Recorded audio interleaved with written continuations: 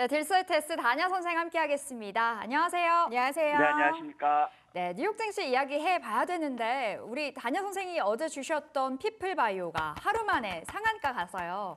너무 기분 좋아서 언급부터 좀 해야 되겠습니다. 조금 있다가 AS 상세하게 들어보도록 하겠고요. 자, 간밤에 뉴욕 증시 나스닥이 또 한 번의 신고가를 새롭게 썼습니다. AMD, 구글 실적 발표 나왔었는데 어떻게 보셨을까요? 계속 말씀드렸던 것처럼 이제 기술주 M7주의 추세를 주목하자라고 말씀드렸고, 상한가가 돌려나가면서 나오죠. 메타가 갔다가, 브로드컴이 갔다가, 애플이 갔다가, 또 최근에는 또 비트코인까지 갔잖아요. 오늘 마감한 미국 시장은 결국 이 빅테크 기업들의 실적 기대감과 함께 그다음에 경제 지표가 굉장히 좋게 나온 것들이 있거든요. 10월 소비자 신뢰 지수가 108.7을 기록하면서 예상보다 크게 증가했다. 그렇다면 이제 미국 경제는 활성화할 것이고 이로 인해서 11월에 또 빅스텝을 단행할 것을 아니냐, 이런 기대감이 다시 이제 시장에 팽배했거든요. 그리고 위험 자산인 비트코인이 어제 이제 신고가를 돌파할 것이다라고 말씀드렸는데 오늘 신고가를 돌파한 그런 모습들이에요. 그러면서 지금 다우 같은 경우는 이제 하락 마감한 것이 결국에 9월 무역 수지 적자가 30개월 내 최대로 기록했다라는 것이고 9월 구인 건수가 21년 이후로 최저치를 경신했다. 즉 경기 둔화에 대한 우려감이 부각되면서 다우는 하락했고 나스닥과 필라델피아 반도체 지수 급등했어요. 그럼 미국 시장을 보더라도 다우와 나스닥 역시 또 다우가 먼저 신고가 경신 후 숨고르기 하고 있으니까 이제 기술주 중심의 나스닥이 치고 올라가는 그런 모습들이거든요. 그럼 이제 시장에서는 이제 어느 정도 반영돼 있기 때문에 나스닥이라든가 이런 것들 역시도 숨고르기가 진입되지 않았을까 이렇게 생각돼요. 이런 것들이 이제 종합적으로 반영되면서 오늘 새벽에 마감한 걸 보면 반도체 관련 섹터들이 강세를 보였고 암호화폐라든가 XR 관련 그다음에 게임주, IT 소프트웨어주들이 강세를 보였어요. 하지만 트럼프 당선이 더 부각되면서 어제 강세를 보였던 연료 전지라든가 전기 수소차라든가 헬스케어 이런 것들은 낙폭이 크게 나오는 모습이거든요. 그러면서 지금 알파벳 A 실적 발표 기대감에서 급등 나오는 모습 보여줬고 메타도 강세를 보였고 브로드컴이라든가 ARM, 클라, 램리서치 이런 반도체 섹터들과 인공지능 섹터들이 급등 나왔어요. 반면에 니콜라라든가 포드, 브리티시 페트롤리엄, 퓨얼셀 에너지, 솔라엣지, 노바티스, 페이팔, AMD 이런 것들이 이제 낙폭이 크게 나왔거든요.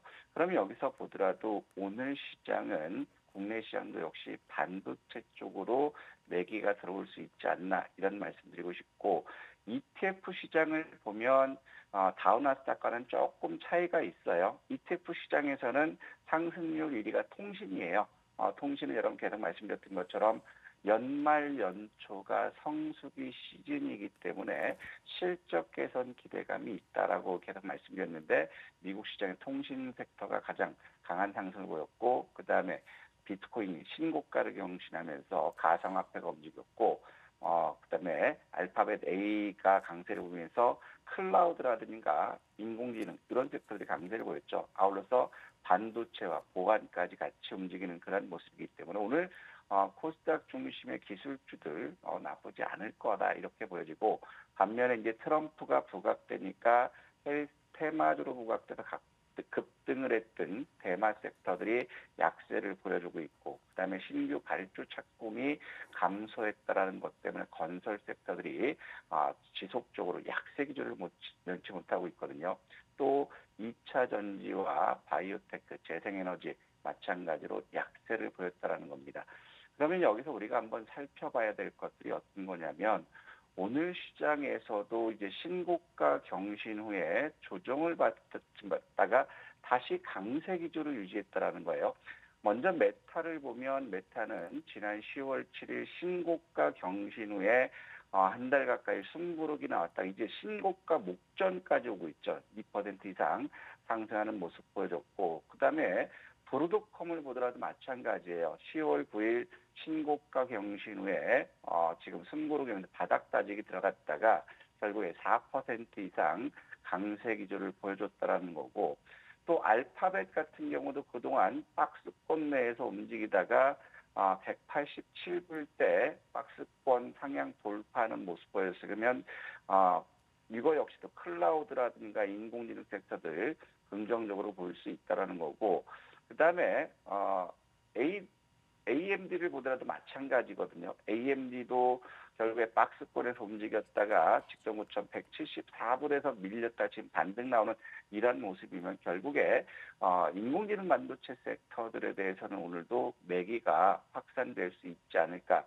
이렇게 판단되고, 아울러서 우리가 여기서 봐야 할 거는 이제 비트코인 부분이에요. 비트코인이 트럼프 정책의 가장 수혜주다. 그래서 어제도 말씀드렸던 부분이 비트코인이 직전 고점인 72,700불대를 돌파할 수 있지 않을까 이런 말씀드렸는데, 오늘 장중에는 역사적인 고가죠. 73,666달러 부근까지 갔다 온 그러한 모습이에요. 그러면 최근 M7들이 모두 돌아가면서 신고가 경신하는 그러한 모습이기 때문에 비트코인 역시도 신고가 장중 돌파 후에 숨고르기 조정이 나올 수 있는 그러한 상황이 되지 않을까 이런 말씀드리고 싶고, 또 아울러서 지금 보면 이제 원자재 가격들이 하향 안정화를 이루고 있다라는 거예요.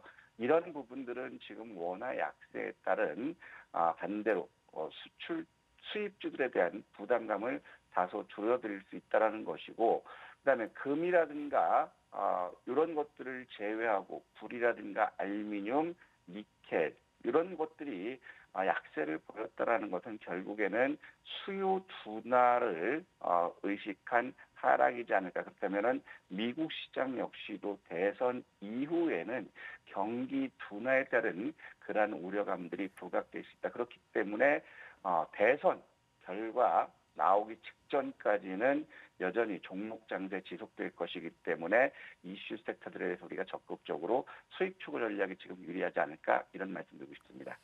네, 이렇게 뉴욕 증시 진단 들어봤습니다. 아시아 증시 살펴볼게요. 어제 일본과 홍콩은 좋았지만 중국 증시는 장중에 반락하고 말았습니다. 미국의 첨단 기술, 대중국 투자 이슈가 불거지면서 이내 좀 차익 실현 매물이 크게 출회된 것 같은데 어떻게 봐야 될까요?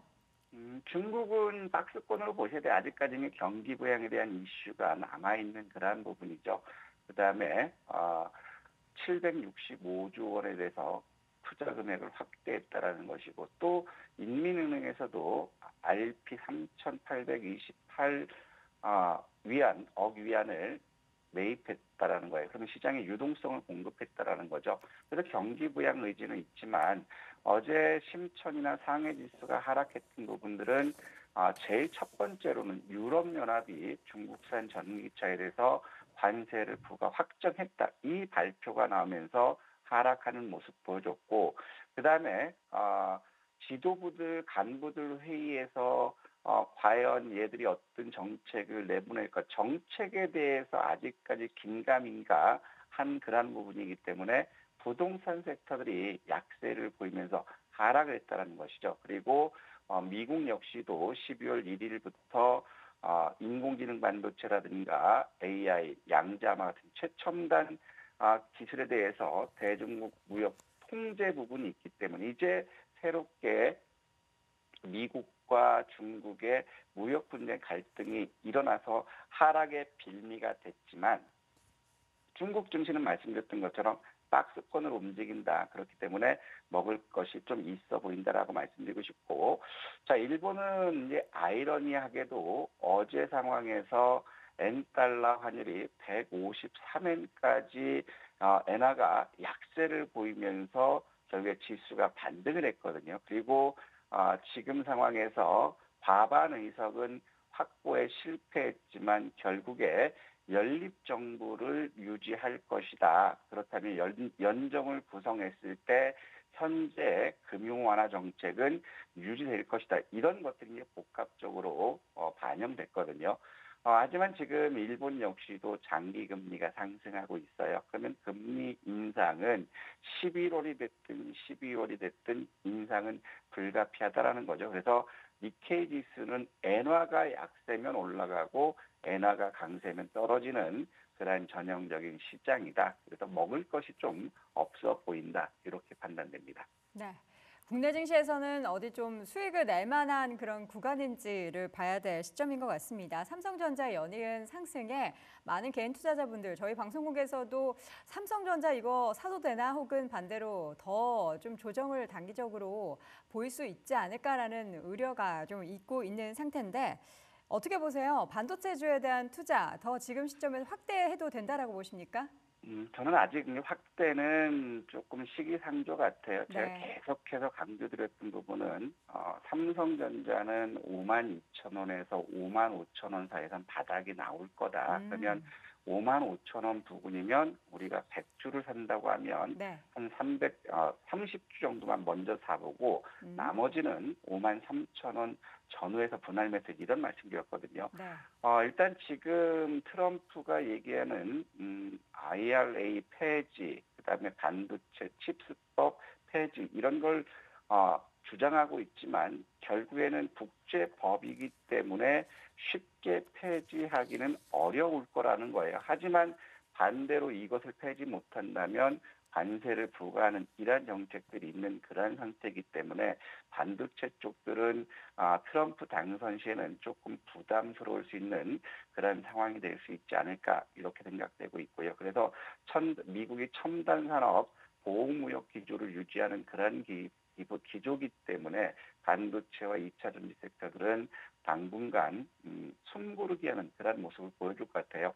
어제 상황에서 보면 국내 그 지수들 코스피, 코스닥 모두 하락했다가 반등했던 부분을 보면 여당이 반도체 특별법을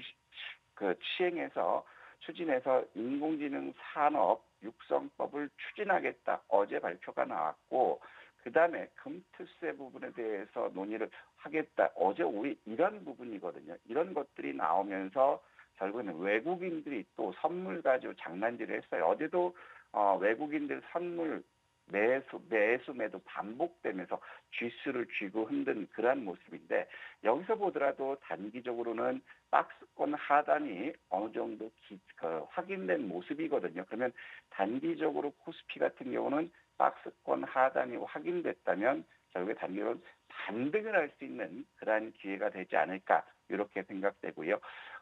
제일 중요한 부분은 이제 환율 부분이에요. 어제 같은 경우도 1,385원 10전으로 마감한 그런 모습이기 때문에 원화 약세가 지속된다면 외국인들의 매도 압력은 증가될 수 있는 그러한 부분. 그렇다면 어느 쪽을 매도할 것이냐. 그러면 반도체에 대해서는 아직까지 외국인들 매도할 여부는 남아있기 때문에 환율이 안정화되지 않는다면 왜 박스권 전략이 맞다. 하지만 지금 시점에서는 박스권의 단기 하단은 확인된 모습이기 때문에 추가 하락보다는 반등을 기대해 보는 것이 좋지 않을까 이렇게 생각됩니다. 네, 환율이 상승하고 있는 구간에 사실 수출주 입장에서는 그 인컴이 더 늘어나니까 좋긴 한데 수급적으로 봤을 때는 외국인의 수급이 좀 아쉬운 상황이 연출되기 때문에 환율의 안정화가 적정 수준에서 좀 이루어져야겠습니다. 수급 특징 한번 이어서 확인을 해볼까요?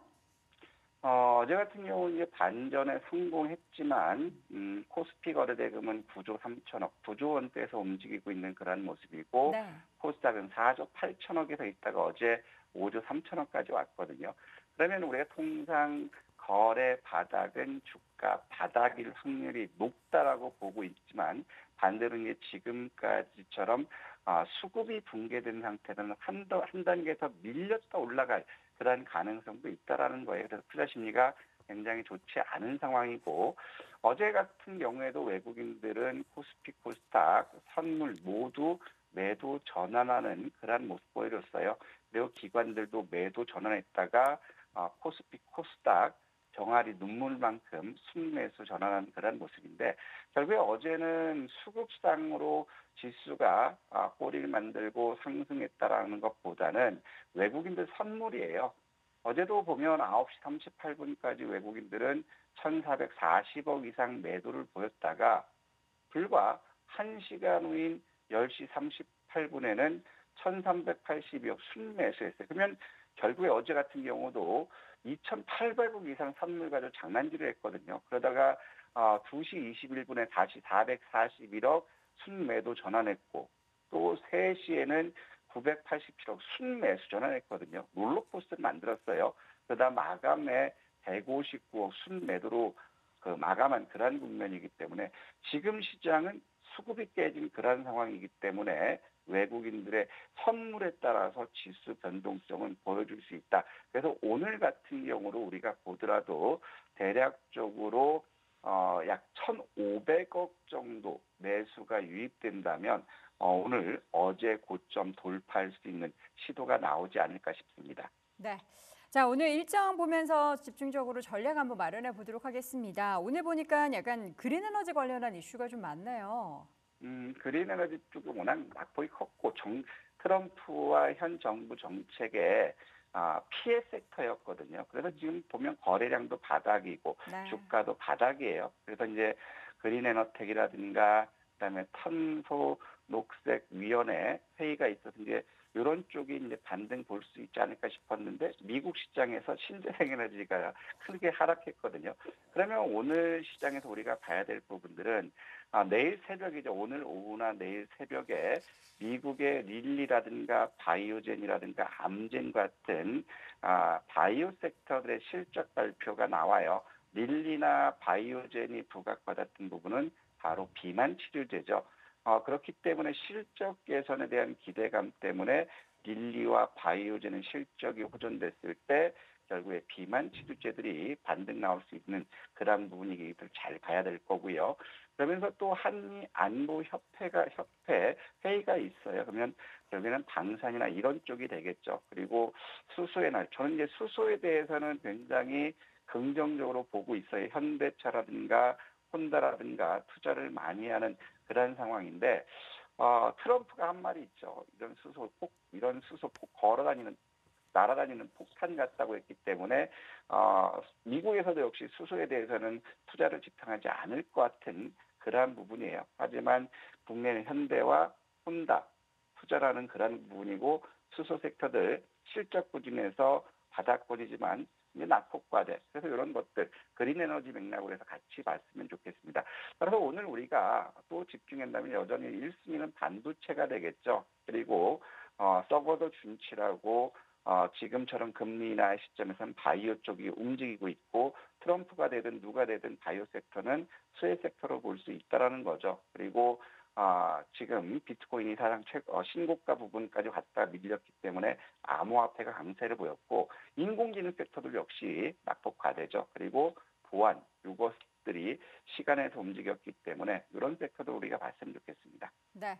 자, 그럼 오늘 핫이슈 종목을 한번 체크해 볼 텐데요. 이전에 공략했었던 핫이슈 종목 먼저 좀 보자면 피플바이오와 리메드를 보겠습니다. 그중에서 피플바이오는 어제 저희가 핫이슈 종목으로 꼽았는데 가격 제한폭 상한가를 기록을 했어요. 그리고 또 장 초반에 다행히도 또 살 기회까지 줬는데 많은 분들이 좀 수익을 내셨으면 좋겠다라는 생각을 하는데 이 종목 어떻게 할까요? 일단 피플바이오는 어제는 목표가 상단 같은 경우는 5,500원까지 제시드렸어요. 어제 장중에 마이너스 시작했다가 플러스 8%까지 갔다가 결국에 다시 마이너스까지 왔거든요. 이런 것들은 분봉 급락은 매수 기회다라고 말씀드린 그런 부분이고 어제 상한가 갔어요. 그러면 지금 이제 피플바이오 같은 경우는 어제는 유럽 1위 기업과 진단키트 납품 계약 이 이슈거든요. 그러면 피플바이오는 오늘 그 이슈가 소진되더라도 결국에 직전 고점입니다. 5,990원에서 6,170원이 바닥 그 단기 저항권이거든요. 여기서 매물 부담받고 밀린다면 매도해야 되겠고 여기를 돌파한다면 결국에 피플바이오 같은 경우는 저는 한 7,500원까지는 한번 노려보는 건데 오늘 매도하시더라도 피플바이오는 메인 이벤트가 언제라고 말씀드렸죠? 12월 1일이라고 말씀드렸어요. 그렇기 때문에 매도했더라도 11월 말에는 이 부분은 다시 봐야 될 거다. 이런 말씀드리고 싶고 리메드 같은 경우도 마찬가지예요. 치매 치료 이슈로 해서 우리가 신경 치료, 뇌질환 쪽 이런 쪽으로 해서 우리가 같이 봐야 된다라고 이제 말씀드렸던 거고 어제 같은 경우도 강세 기조로 움직이는 그런 모습들을 보여줬거든요. 그러면 이것도 마찬가지 어제 대량 거래 나와서 주가가 머리 위에 꼬리를 길게 만들었지만 3,850원을 지지받는다면 4,500원 돌파를 한번 기대해보자 이런 말씀드리고 싶습니다. 네, 이 흐름이 좋은 종목들을 탁탁 잘 또 공략을 해주시기 때문에 오늘의 핫이슈 종목도 기대가 되는데요. 오늘도 바이오 쪽 관심 갖고 계시네요. 네, 오늘은 릴리하고 바이오젠 실적 발표 저는 실적이 좀 좋을 거라고 기대를 하고 있거든요. 그래서 릴리나 바이오젠 관련주들 요걸 한번 봤으면 좋겠는데 대장은 이제 펩트론인데 조금 가격 부담이 돼요. 그래서 낙폭 같은 인벤티지랩이라든가 나노엔텍이라든가 나이백 이런 쪽으로 봤으면 좋겠는데 나노엔텍 같은 경우는 뻑하면 긴 양봉이 나오는 그런 소형주 맥락이에요. 그래서 여기서 우리가 본다면 가격 메리트가 있는 나이백을 한번 보고 싶은데 나이백은 최근 저가가 17,750원이었거든요. 그래서 17,750원에서 시초가까지 매수하고 손절 가격은 16,800원 이탈을 보시고 목표 주가는 한번 욕심부려서 23,500원 보는데 지금 나이백이 최근 주가가 빠진 부분이 8회차 전환사채가 52만 주 주식으로 전환됐어요. 주당 17,150원이거든요. 네. 그래서 주가가 고점 대비 많이 빠졌어요. 지금 현재 96만 주가 남아있고 10월 28일부터 팔 수 있는 부분이거든요. 그렇기 때문에 주가 낙폭 과대다. 그래서 이거는 분할 매수하자 이 말씀드리고 싶습니다. 알겠습니다. 오늘의 핫이슈 종목은 나이백 공략을 해보도록 하겠고요. 목표 주가는 23,500원, 손절가 16,800원 제시해 주셨습니다. 시간의 단일가 특징주는 뭘 볼까요? 똑같아요. 지금 이제 비dem 삭센다가 비대면 치료 그 처방 건수가 18배 급증했다. 네. 이런 부분 때문에 어제 시간에서도 나노엠텍이나 블루엠텍 이런 것들이 강세를 보였거든요. 그러면 비만과 같은 맥락이기 때문에 이런 것들은 여러분 단기 공략하셔도 좋지 않을까 싶습니다. 네, 오늘도 바이오의 날이 될 것 같습니다. 핫이슈 종목 다시 한번 나이백 여러분 참고해 두시기 바랍니다. 다냐 선생 1도 양단 딜사이트S 다냐 선생과 함께했습니다. 고맙습니다. 네, 감사합니다.